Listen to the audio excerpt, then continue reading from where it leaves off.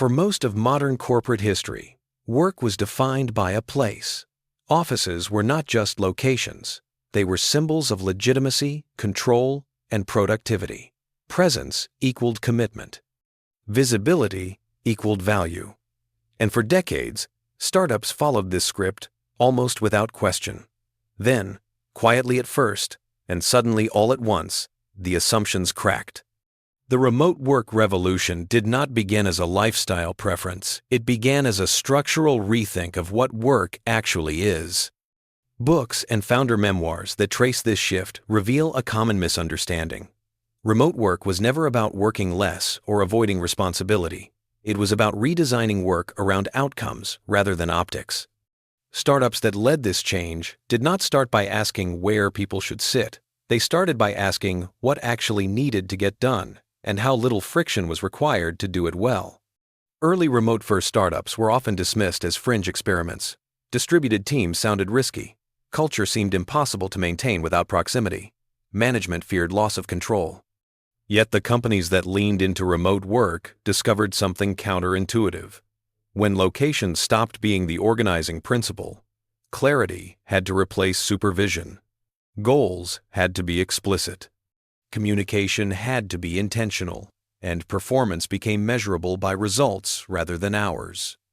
One of the first insights that emerges from studying remote-first startups is that remote work exposes organizational weakness faster than office work ever did. In offices, confusion hides behind meetings. Misalignment is masked by activity. In remote environments, ambiguity stalls progress immediately. The startups that survive this exposure learn to document everything. Decisions, processes, expectations, written clarity replaced hallway conversations.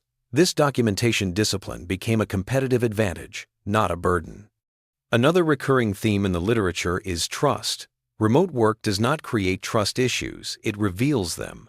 Founders who struggled with remote teams often struggled because they equated management with monitoring. The startups that thrived understood a deeper truth. Trust is not blind faith. It is well-defined accountability. Clear ownership, transparent metrics, and predictable rhythms replaced constant oversight. Trust became operational rather than emotional. Remote-first startups also redefined talent. Geography stopped limiting hiring. Instead of competing in a single city, these companies tapped global skill pools. The books show how this shift changed company DNA. Teams became more diverse, not just culturally, but cognitively. Different time zones forced asynchronous thinking. Different perspectives improved decision quality. Remote work did not dilute culture. It diversified it when handled with intention. However, these startups quickly learned that remote work is not simply office work done at home. It demands a different operating system. Meetings become expensive across time zones. Communication must default to writing. Decisions must be traceable. The startups that failed to redesign their workflows struggled. The ones that succeeded built systems where deep work was protected and interruptions were minimized. Productivity increased not because people worked more, but because they worked with fewer distractions. Another powerful insight emerges around autonomy. Remote work places responsibility squarely on the individual. Without physical cues or constant supervision, employees must manage their own energy, time, and focus. Startups that led the remote revolution invested heavily in onboarding, expectation setting, and feedback loops. They understood that freedom without structure creates anxiety. Structure without freedom creates resentment. The balance between the two became a defining leadership skill. Culture, often cited as the biggest casualty of remote work, took on a different form. Remote-first startups learned that culture is not built through shared lunches or office perks. It is built through shared principles and consistent behavior. Values had to be explicit. Recognition had to be intentional. Rituals had to be designed rather than assumed. The books emphasize that remote culture, when done well, is often stronger because it is conscious rather than accidental. Another shift appears in how these startups approached performance evaluation. Traditional office environments reward visibility: who speaks the most, who stays late, who appears busy. Remote startups could not rely on these signals. They were forced to define success precisely. Output replaced presence. Impact replaced activity. This merit-based clarity attracted high performers who valued fairness over politics. Remote work also reshaped leadership itself. Founders accustomed to being the center of information had to decentralize. Communication cascades replaced ad hoc directives. Transparency became mandatory, not optional. The startups that scaled successfully embraced this shift. Leadership became less about charisma and more about systems thinking, less about control and more about enablement. As these companies matured, they discovered another unexpected advantage: resilience. Distributed teams were less vulnerable to local disruptions. Natural disasters, political instability, and infrastructure failures had less impact. The books note that remote-first startups weathered shocks better not because they predicted them, but because decentralization reduced single points of failure. Remote work became a form of organizational risk management. Yet the remote revolution was never without tension. Isolation, burnout, and blurred boundaries emerged as real challenges. The startups leading the way did not ignore these costs. They addressed them head-on, encouraging deliberate rest, setting communication norms, and respecting time zones. They learned that sustainable remote work requires protecting human limits as much as optimizing output. Over time, these startups began to influence broader expectations. Remote flexibility shifted from perk to baseline. Office-centric companies struggled to compete for talent. The narrative changed. Remote work was no longer a compromise. It was a standard of modern work design. Startups that embraced it early shaped the future by necessity, not trend chasing. And this is where the story begins to deepen. Because once remote work proves it can support productivity, culture, and scale, the question shifts. It is no longer, can this work, but what kind of organizations does this make possible? It is at this point where location independence intersects with trust, autonomy, and global collaboration that the remote work revolution reveals its true impact, reshaping not just where we work, but how companies are built, led, and sustained. As this transformation continues quietly and irreversibly, like a tide that reshapes the shoreline not through force, but through persistence. And this is where the remote work revolution reveals its most consequential effect, not in flexibility, but in the kind of organizations it makes possible. In the second half of the remote work story, startups stop asking how to make remote work function and start asking how to make it excellent. The novelty has worn off. The tools are familiar. What remains is design. How decisions are made when people rarely meet. How trust is maintained across distance. How momentum is sustained without physical energy. Books that study remote-first companies at scale show that this phase is where leadership maturity becomes visible. One of the most important shifts that occurs is the move from communication volume to communication quality. Early remote teams often over-communicate out of fear. Too many meetings, too many messages, too many check-ins. Over time, the best startups learn restraint. They design communication to be asynchronous by default and synchronous by exception. Writing replaces talking.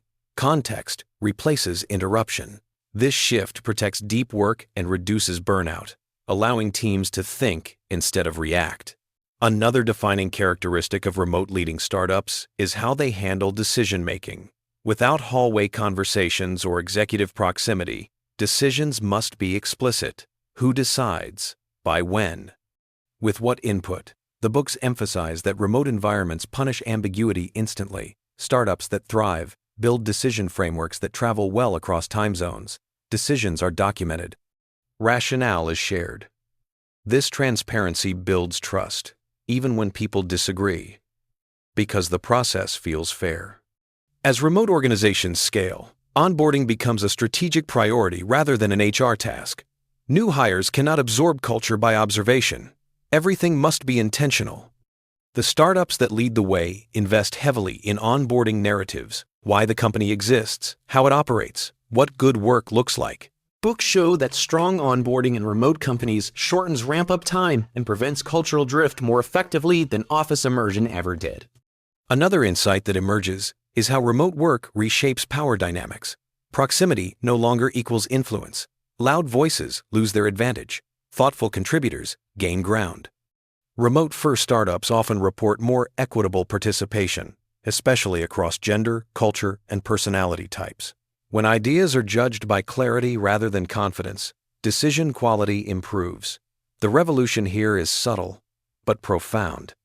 Remote work also forces startups to confront sustainability at a human level.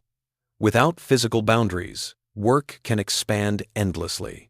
The companies that endure set explicit norms around availability, response times, and rest. They model healthy behavior from the top. Books are clear on this point. Remote work does not eliminate burnout risk. It relocates responsibility for managing it.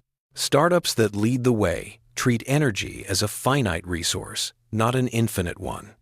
Another critical evolution appears in how these startups think about offices themselves. Many do not eliminate physical space, they redefine its purpose. Offices become collaboration hubs, not default workplaces. Gatherings become intentional moments for alignment, creativity, and trust building. The books show that when presence is rare, it becomes valuable. Remote first does not mean anti-human. It means human by design rather than habit. As the remote revolution matures, its competitive implications become undeniable.